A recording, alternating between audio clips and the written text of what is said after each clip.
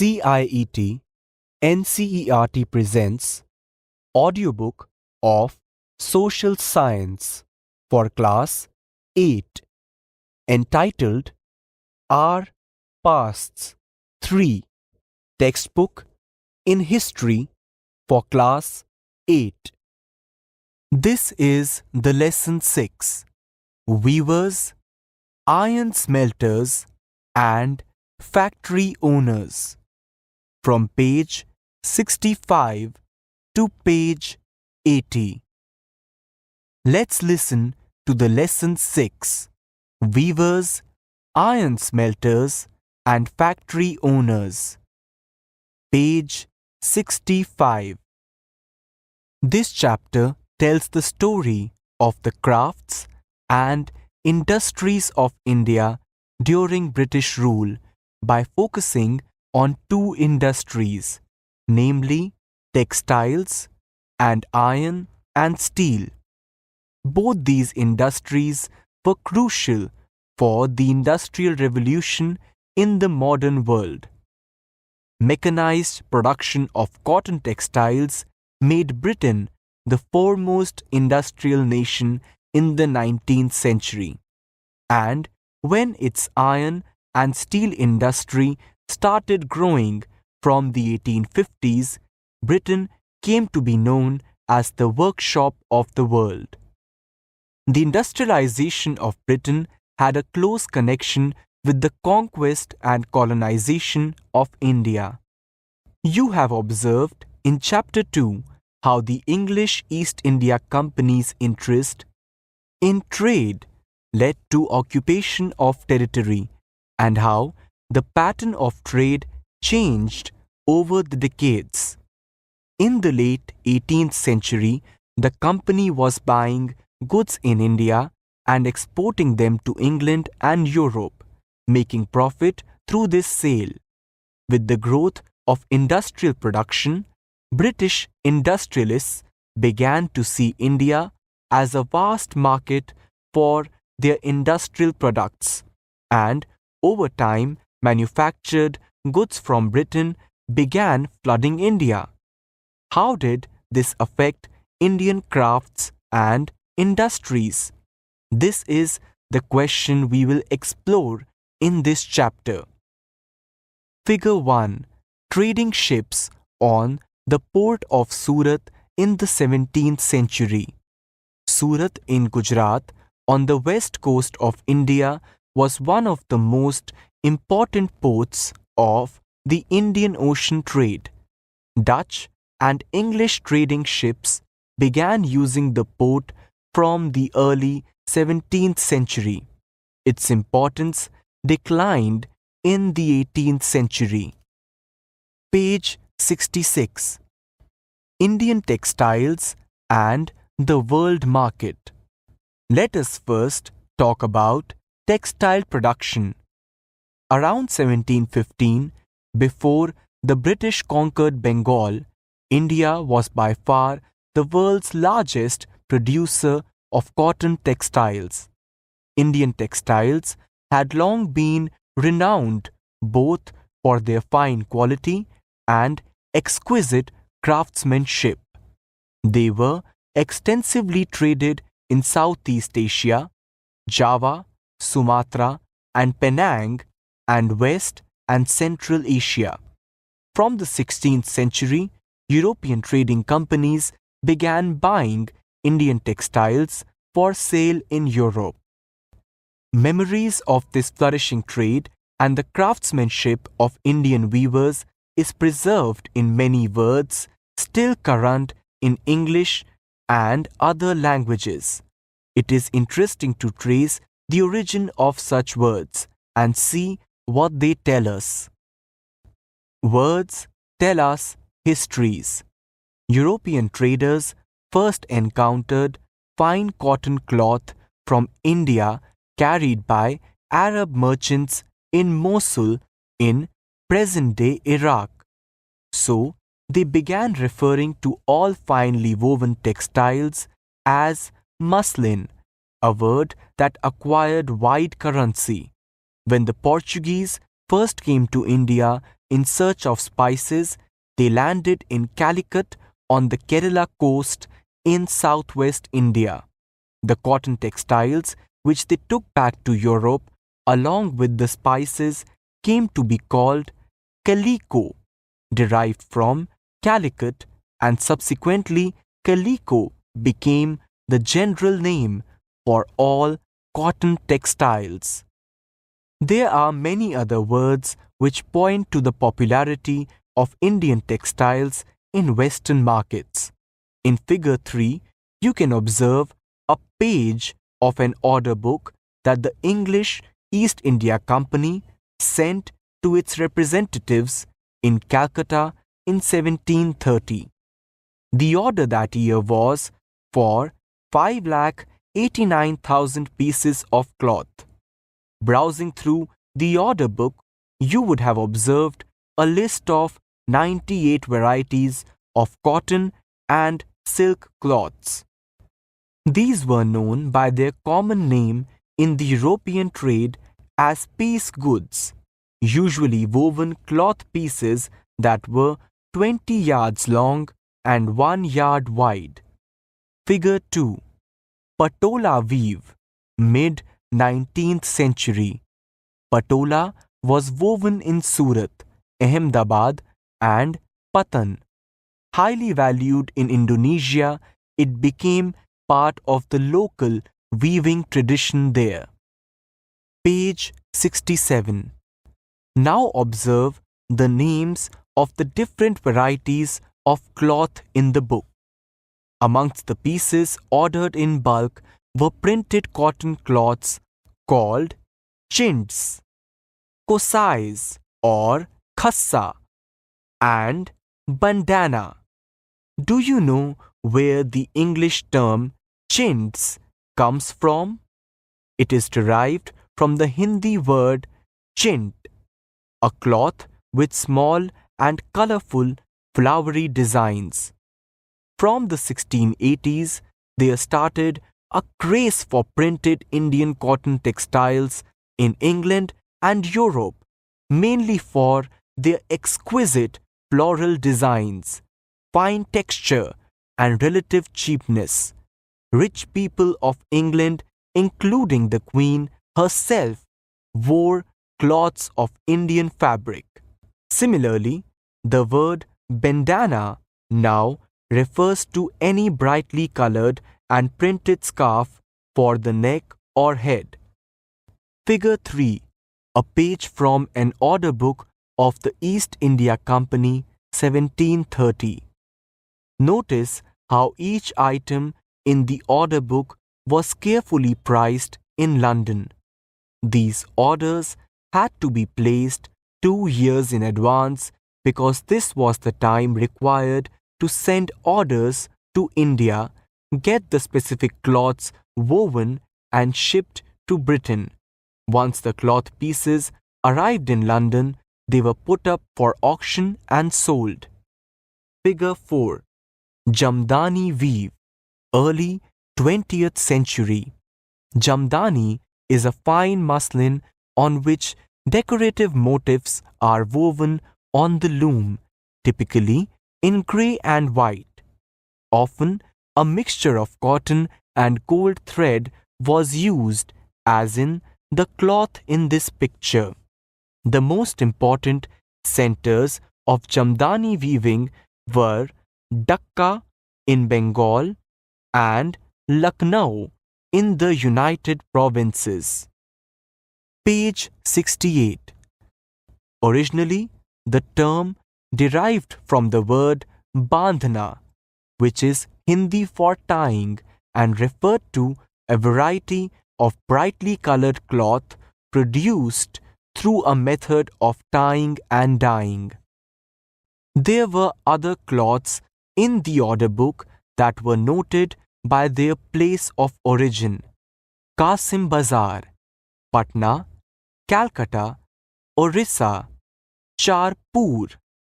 The widespread use of such words shows how popular Indian textiles had become in different parts of the world. Figure 5. Printed design on fine cloth or chintz produced in Masulipattnam, Andhra Pradesh, mid-19th century. This is a fine example of the type of chintz produced for export to Iran and Europe. Figure 6. Bandana design, early 20th century. Notice the line that runs through the middle. Do you know why? In this orni, two tie and dye silk pieces are seamed together with gold thread embroidery. Bandana patterns were mostly produced in Rajasthan and Gujarat. Page 69. Indian textiles in European markets. By the early 18th century, worried by the popularity of Indian textiles, wool and silk makers in England began protesting against the import of Indian cotton textiles. In 1720, the British government enacted a legislation banning the use of printed cotton textiles, chintz, in England. Interestingly, this act was known as the Calico Act. At this time, textile industries had just begun to develop in England. Unable to compete with Indian textiles, English producers wanted a secure market within the country by preventing the entry of Indian textiles. The first to grow under government protection was the calico printing industry. Indian designs were now imitated and printed in England on white muslin or plain, unbleached Indian cloth.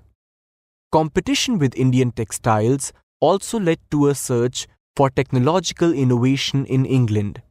In 1764, the spinning jenny was invented by John Kay, which increased the productivity of the traditional spindles.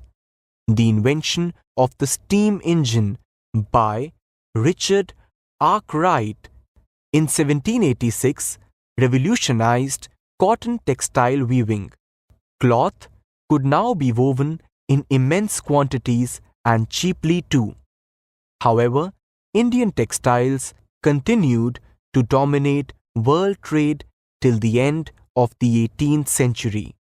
European trading companies, the Dutch, the French, and the English made enormous profits out of this flourishing trade. These companies purchased cotton and silk textiles in India by importing silver. But, as you know from Chapter 2, when the English East India Company gained political power in Bengal, it no longer had to import precious metal to buy Indian goods. Instead, they collected revenues from peasants and zamindars in India and used this revenue to buy Indian textiles. Activity. Why do you think the act was called the Calico Act? What does the name tell us about the kind of textiles the act wanted to ban? What is spinning jenny? It is a machine by which a single worker could operate several spindles onto which thread was spun. When the wheel was turned, all the spindles rotated. Figure 7. A sea view of the Dutch settlement in Cochin, 17th century. As European trade expanded, trading settlements were established at various ports. The Dutch settlements in Cochin came up in the 17th century. Notice the fortification around the settlement. Page 70. Where were the major centers of weaving in the late 18th century? Figure 8. Weaving centers from 1500 to 1750.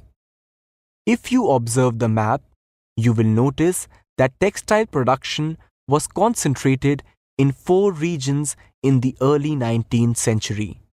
Bengal was one of the most important centers. Located along the numerous rivers in the delta, the production centers in Bengal could easily transport goods at distant places. Do not forget that in the early 19th centuries, railways had not developed and roads were only just beginning to be laid on an extensive scale. Dhaka in eastern Bengal, now Bangladesh, was the foremost textile center in the 18th century. It was famous for its malmal and jamdani weaving. If you look at the southern part of India and the map, you will see a second cluster of cotton weaving centers along the Coromandel coast, stretching from Madras to northern Andhra Pradesh. On the western coast, there were important weaving centers in Gujarat. Here we have a map. Star represents plain white. A cross represents checks and stripes. A diamond represents chintz. A triangle represents silk. Lahore was known for plain white and checks and stripes. Sirhind was known for plain white and checks and stripes. Samana was known for plain whites, checks and stripes, and chintz. Patan was known for chintz and silk. Sironj was known for silk. Ahmedabad was known for plain white, chintz, and silk. Cambay was known for plain white. Surat was known for plain white and checks and stripes. Negapatnam was known for plain white. Pondicherry was known for plain white and checks and stripes. Madras was known for plain white, checks and stripes, and chintz. Petaboli was known for plain white and chintz. Calcutta was known for plain white, checks and stripes, and chintz. Dhaka was known for plain white and chintz. Patna was known for plain white and chintz. Banaras was known for silk. Burhanpur was known for plain white, checks and stripes, and chintz. Sironj was known for chintz. Page 71. Who were the weavers? Weavers often belonged to communities that specialized in weaving. Their skills were passed on from one generation to the next. The Tanti weavers of Bengal, the Julahas or Momin weavers of North India, Sale and Kaikolar and Devangs of South India are some of the communities famous for weaving. The first stage of production was spinning, a work done mostly by women. The charkha and the takli were household spinning instruments. The thread was spun on the charkha and rolled on the takli. When the spinning was over, the thread was woven into cloth by the weaver. In most communities, weaving was a task done by men. For colored textiles, the thread was dyed by the dyer known as rangres. For printed cloth, the weavers needed the help of specialist block printers known as chipigars. Handloom weaving and the occupations associated with it provided livelihood for millions of Indians. The decline of Indian textiles. The development of cotton industries in Britain affected textile producers in India in several ways. First, Indian textiles now had to compete with British textiles in the European and American markets. Second, exporting textiles to England also became increasingly difficult since very high duties were imposed on Indian textiles imported to Britain. By the beginning of the 19th century, English made cotton textiles successfully ousted Indian goods from their traditional markets in Africa, America, and Europe. Thousands of weavers in India were now thrown out of employment. Bengal weavers were the worst hit. English and European companies stopped buying Indian goods, and their agents no longer gave out advances to weavers to secure supplies. Source 1. We must starve for food. In 1823, the company government in India received a petition from 12,000 weavers stating, "Our ancestors and we used to receive advances from the company and maintain ourselves and our respective families by weaving company's superior assortments.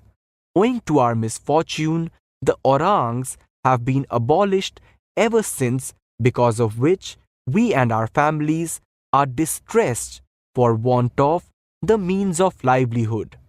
We are weavers and do not know any other business. We must starve for food if the Board of Trade do not cast a look of kindness towards us and give orders for clothes." Proceedings of the Board of Trade, 3rd February 1824. Figure 9. A Tanti weaver of Bengal painted by the Belgian painter Solvins in the 1790s. The Tanti weaver here is at work in the pit loom. Do you know what a pit loom is?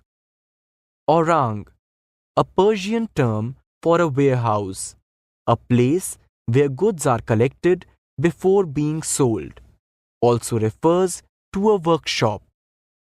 Page 72. Source 2. Please publish this in your paper.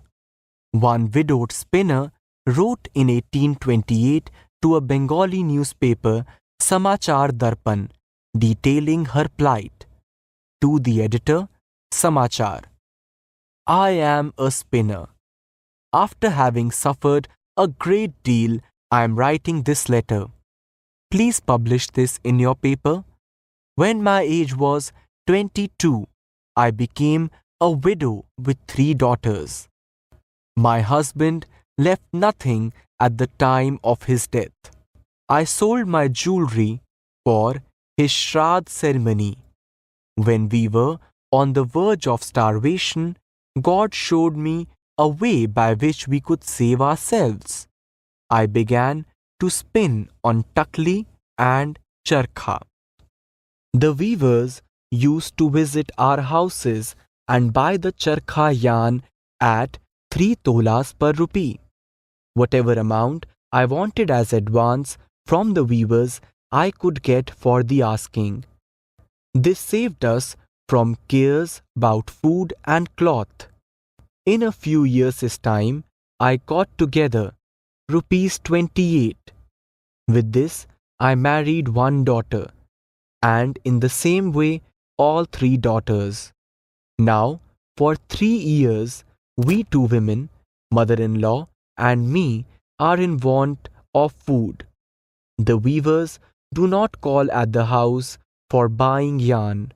Not only this, if the yarn is sent to market, it is still not sold even at 1/4 the old prices. I do not know how it happened. I asked many about it. They say that Bilati too yarn is being imported on a large scale. The weavers buy that yarn and weave. People cannot use the cloth out of this yarn even for 2 months. It rots away. A representation from a suffering spinner. Distressed weavers wrote petitions to the government to help them. But worse was still to come. By the 1830s, British cotton cloth flooded Indian markets. In fact, by the 1880s, two-thirds of all the cotton clothes worn by Indians were made of cloth produced in Britain. This affected not only specialist weavers but also spinners. Thousands of rural women who made a living by spinning cotton thread were rendered jobless. Handloom weaving did not completely die in India. This was because some types of cloth, if the yarn is sent to market, it is this time I got together rupees 28. With this, I married one daughter, and in the same way, all three daughters. Now, for 3 years, we two women, mother-in-law and me, are in want of food. The weavers do not call at the house for buying yarn. Not only this, if the yarn is sent to market, it is still not sold even at one-fourth the old prices. I do not know how it happened. I asked many about it. They say that Bilati to yarn is being imported on a large scale. The weavers buy that yarn and weave. People cannot use the cloth out of this yarn even for 2 months. It rots away. A representation from a suffering spinner. Distressed weavers wrote petitions to the government to help them. But worse was still to come. By the 1830s, British cotton cloth flooded Indian markets. In fact, by the 1880s, two-thirds of all the cotton clothes worn by Indians were made of cloth produced in Britain. This affected not only specialist weavers but also spinners. Thousands of rural women who made a living by spinning cotton thread were rendered jobless. Handloom weaving did not completely die in India. This was because some types of cloths could not be supplied by machines. How could machines produce saris with intricate borders or cloths with traditional woven patterns? These had a wide demand not only amongst the rich but also amongst the middle classes. Nor did the textile manufacturers in Britain produce the very coarse cloths used by the poor people in India. Activity. Read sources 1 and 2. What reasons do the petition writers give for their condition of starvation? Page 73. You may have heard of Sholapur in western India and Madura in South India. These towns emerged as important new centers of weaving in the late 19th century. Later, during the national movement, Mahatma Gandhi urged people to boycott imported textiles and use hand-spun and hand-woven cloth. Khadi gradually became a symbol of nationalism. The charkha came to represent India and it was put at the center of the tricolour flag of the Indian National Congress adopted in 1931. What happened to the weavers and spinners who lost their livelihood? Many weavers became agricultural labourers.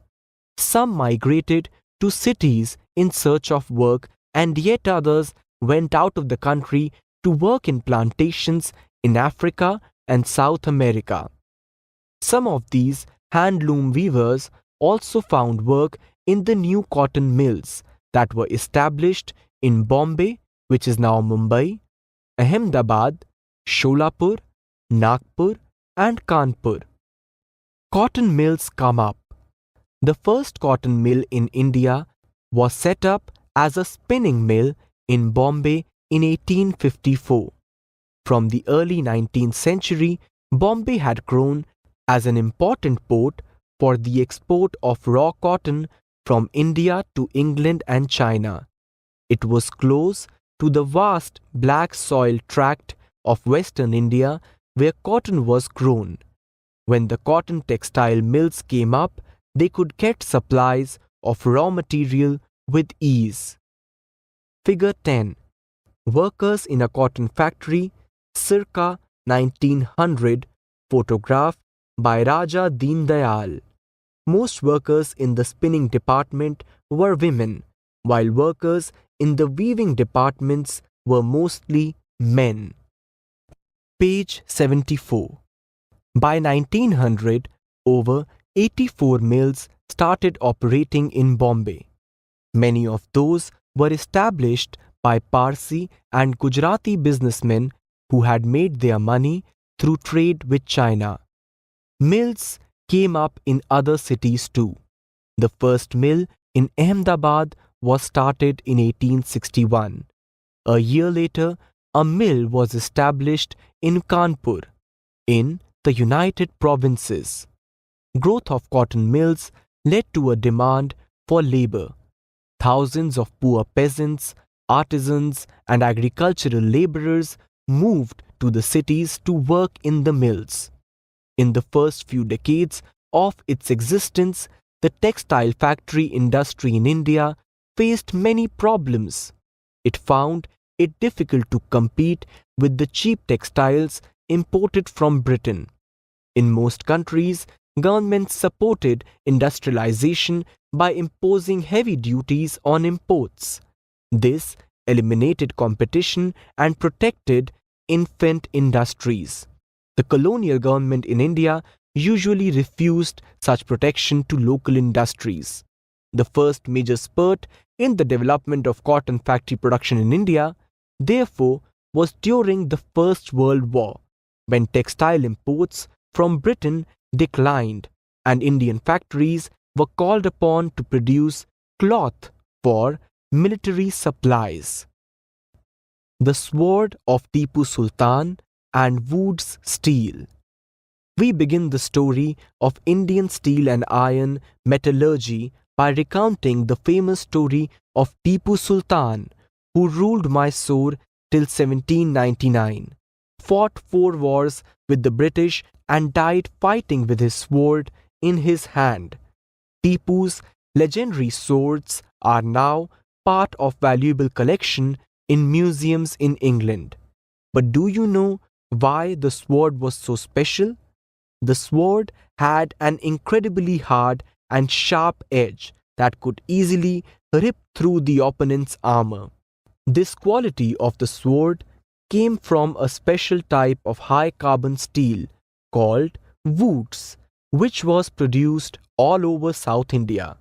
Wood steel, when made into swords, produced a very sharp edge with a flowing water pattern. This pattern came from very small carbon crystals embedded in the iron.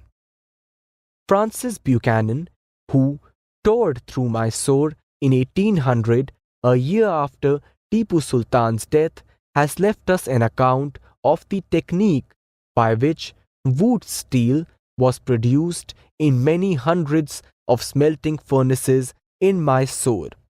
In these furnaces, iron was mixed with charcoal and put inside small clay pots. Through an intricate control of temperatures, the smelters produced steel ingots that were used for sword making not just in India but in West and Central Asia too. What is smelting? It is the process of obtaining a metal from rock or soil by heating it to a very high temperature, or of melting objects made from metal in order to use the metal to make something new. Figure 11. Tipu's sword made in the late 18th century.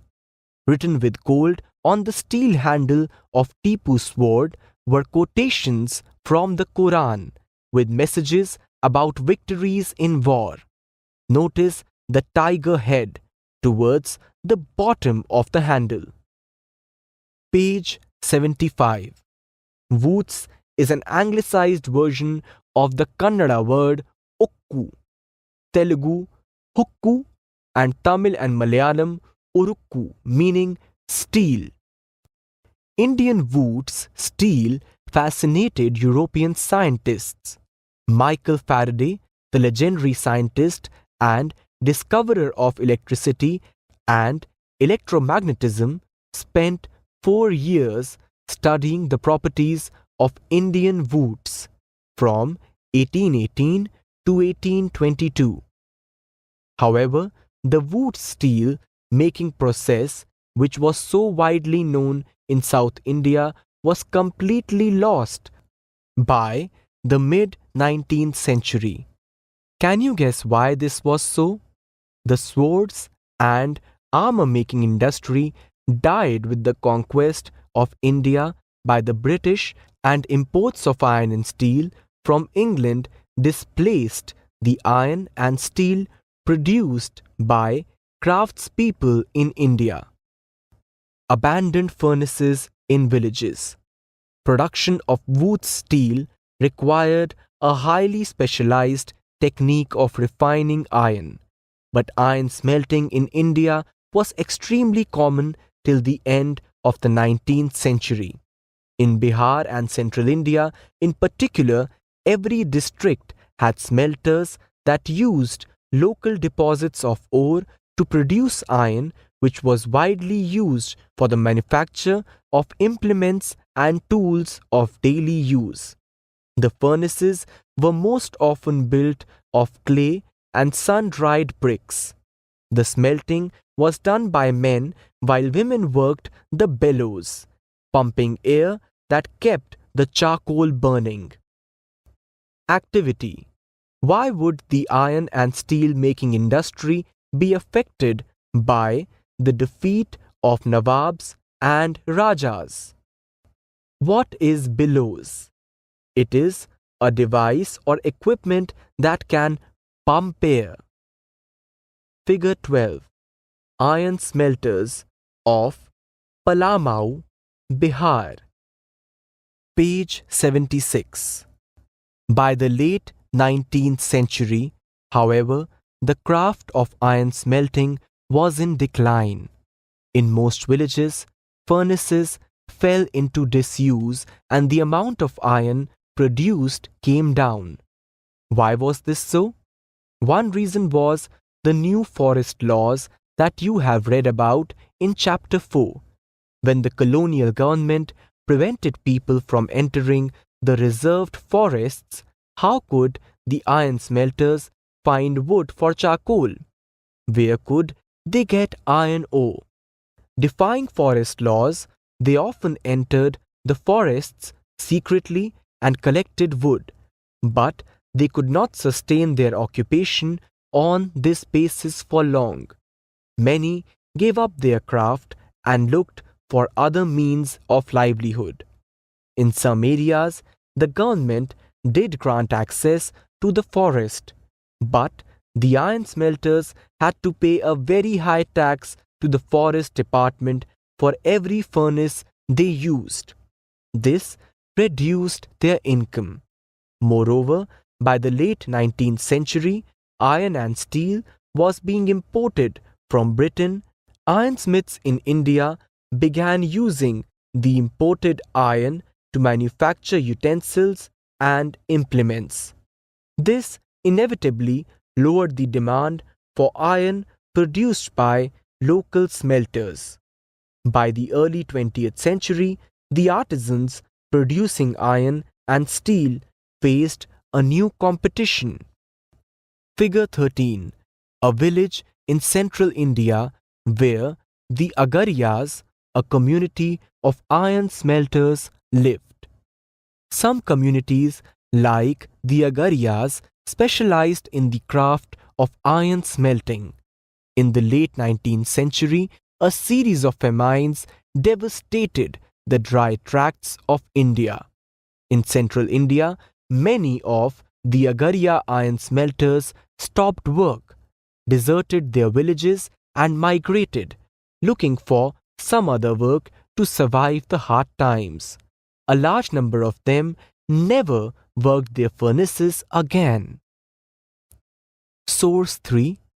A widespread industry. According to a report of the Geological Survey of India, iron smelting was at one time a widespread industry in India, and there is hardly a district away from the great alluvial tracts of the Indus, Ganges, and Brahmaputra in which slag heaps are not found. For the primitive iron smelter finds no difficulty in obtaining sufficient supplies of ore from deposits that no European iron master would regard as worth his serious consideration. Page 77. Iron and steel factories come up in India. The year was 1904. In the hot month of April, Charles Weld, an American geologist, and Dorabji Tata, the eldest son of Jamsetji Tata, were travelling in Chhattisgarh in search of iron ore deposits. They had spent many months on a costly venture looking for sources of good iron ore to set up a modern iron and steel plant in India. Jamsetji Tata had decided to spend a large part of his fortune to build a big iron and steel industry in India. But this could not be done without identifying the source of fine quality iron ore. One day, after travelling for many hours in the forests, Weld and Dorabji came upon a small village and found a group of men and women carrying basket loads of iron ore.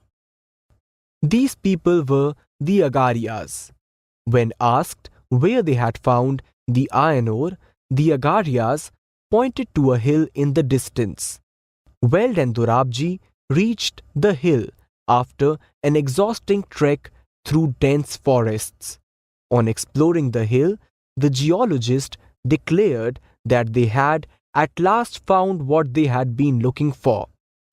Rajhara Hills had one of the finest ores in the world. But there was a problem. The region was dry and water necessary for running the factory was not to be found nearby. The Tatas had to continue their search for a more suitable place to set up their factory. However, the Agarias helped in the discovery of a source of iron ore that would later supply the Bhilai steel plant.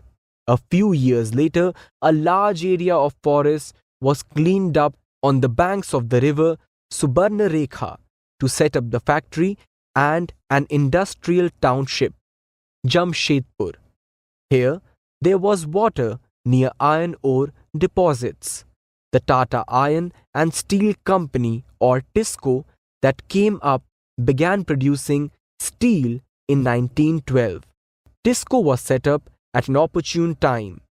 All through the late 19th century, India was importing steel that was manufactured by Britain. Expansion of the railways in India had provided a huge market for rails that Britain produced. What is slag heaps? It is the waste left when smelting metal. Figure 14. The Tata Iron and Steel Factory on the banks of the river Subarnarekha in 1940. Page 78. For a long while, British experts in the Indian railways were unwilling to believe that good quality steel could be produced in India. By the time TISCO was set up, the situation was changing. In 1914, the First World War broke out. Steel produced in Britain now had to meet the demands of war in Europe. So, imports of British steel into India declined dramatically, and the Indian railways turned to TISCO for supply of rails. As the war dragged on for several years, Tisco had to produce shells and carriage wheels for the war. By 1919, the colonial government was buying 90% of the steel manufactured by Tisco. Over time, Tisco became the biggest steel industry within the British Empire. In the case of iron and steel, as in the case of cotton textiles, industrial expansion occurred only when British imports into India declined and the market for Indian industrial goods increased. Figure 15. Expansion at the end of the war. To meet the demands of the war, Tisco had to expand its capacity and extend the size of its factory. The program of expansion continued after the war. Here you see new powerhouses and boiler houses being built in Jamshedpur in 1919. Page 79. This happened during the First World War and after. As the nationalist movement developed and the industrial class became stronger, the demand for government protection became louder. Struggling to retain its control over India, the British government had to concede many of these demands in the last decades of colonial rule. Elsewhere, early years of industrialization in Japan. The history of industrialization of Japan in the late 19th century presents a contrast to that of India. The colonial state in India, keen to expand the market for British goods, was unwilling to support Indian industrialists. In Japan, the state encouraged the growth of industries. The Meiji regime, which assumed power in Japan in 1868, believed that Japan needed to industrialize in order to resist Western domination. So, it initiated a series of measures to help industrialization. Postal services, telegraph, railways, steam-powered shipping were developed. The most advanced technology from the West was imported and adapted to the needs of Japan. Foreign experts were brought to train Japanese professionals. Industrialists were provided with generous loans for investments by banks set up by the government. Large industries were first started by the government and then sold off at cheap rates to business families. In India, colonial domination created barriers to industrialization. In Japan, the fear of foreign conquest spurred industrialization. But this also meant that the Japanese industrial development from the beginning was linked to military needs. Let's imagine you are a textile weaver in late 19th century India. Textiles produced in Indian factories are flooding the market. How would you have adjusted to the situation? Let's recall. 1. What kinds of cloth had a large market in Europe? 2. What is jamdani? 3. What is bandana? 4. Who are the agaria? Page 80. Fill in the blanks. A. The word chintz comes from the word dash. B. Tipu's sword was made of dash steel. C. India's textile exports declined in the dash century. Let's discuss. 6. How do the names of different textiles tell us about their histories? 7. Why did the wool and silk producers in England protest against the import of Indian textiles in the early 18th century? 8. How did the development of cotton industries in Britain affect textile producers in India? 9. Why did the Indian iron smelting industry decline in the 19th century? 10. What problems did the Indian textile industry face in the early years of its development? 11. What helped TISCO expand steel production during the First World War? Let's do 12. Find out about the history of any craft around the area you live. You may wish to know about the community of craftsmen, the changes in the techniques they use, and the markets they supply. How have these changed in the past 50 years? 13. On a map of India, locate the centers of different crafts today. Find out when these centers came up. The chapter 6 of total 10 chapters of the book ends here.